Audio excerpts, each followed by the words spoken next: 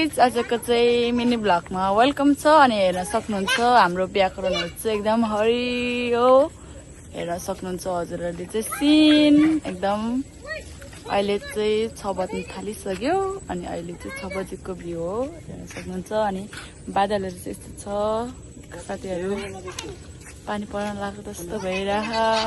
मैले चाहिँ कति धेरै दिन भइसक्यो नि त भ्लग नबनाएको, अनि मैले चाहिँ आज यसो भ्लग बनाइदिएको।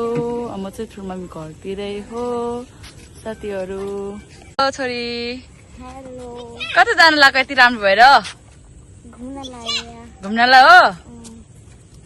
साइकल चलाएर सबिसा कता जान्छ तिमी? साइकल चलाउन? हेलो गाइज भन ल। यहाँ चाहिँ हाम्रो शीर्षा बहिनी अम्बा खाँदैछ, छोरी समिसा र तिम्रो नाम दीक्षा। दुईजना चाहिँ साइकल चलाएर हिँडिरह है साथीहरू। अनि हाम्रो व्याकरणहरू चाहिँ एकदम खतरा भएछ कि हेर्न सक्नुहुन्छ। भ्यू चाहिँ बब्बाल देखेछ हेर्नु न, गाउँघरको हरियो सिन।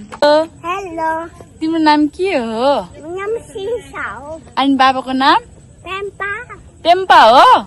पेम्पा लामा हो अङ्कलको नाम। अनि मम्मीको नाम? मिला। अनि तिमी कति क्लासमा पढ्छौ? म एलकेजी। एलकेजीमा हो। अनि तिमीले के खाइरहेको अहिले? अम्बा। अम्बा हो। कस्तो छ?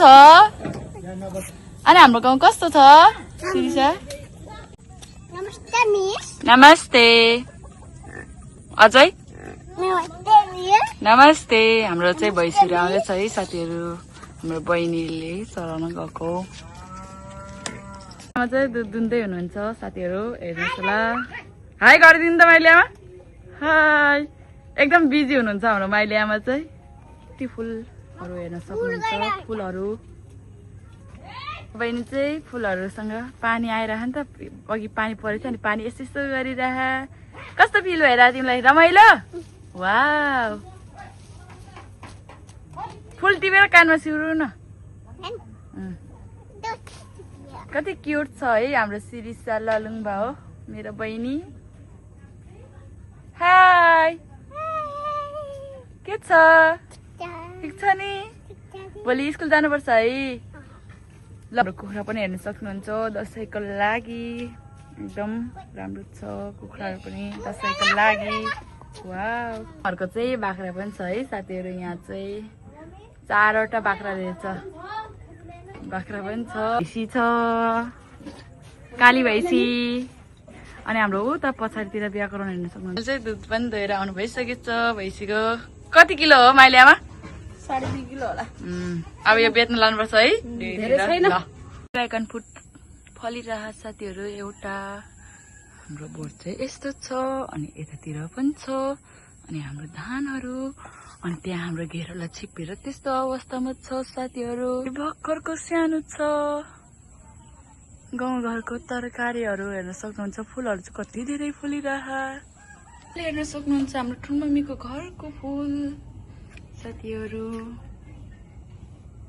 छ। यो फुलको नाम चाहिँ थाहा छैन मलाई। अनि यता पनि छ साथीहरू। छ हाम्रो फुल एकदम राम्रो ब्युटिफुल फुल साथीहरू। सक्नुहुन्छ घिउ कुमारी कति राम्रो भएको। हाम्रो ठुलमम्मीहरूको घर पछाडि चाहिँ हेर्न सक्नुहुन्छ हरियो एकदम हरियाली छ। अनि यता चाहिँ घेरौलाको बोट छ। घेरौला पनि फलिरहेको छ साथीहरू, एकदम धेरै फलिरहेको छ है। यो बोटमा चाहिँ कति धेरै फलिसक्यो, मान्छेलाई पनि कति धेरै दिइसक्यो है।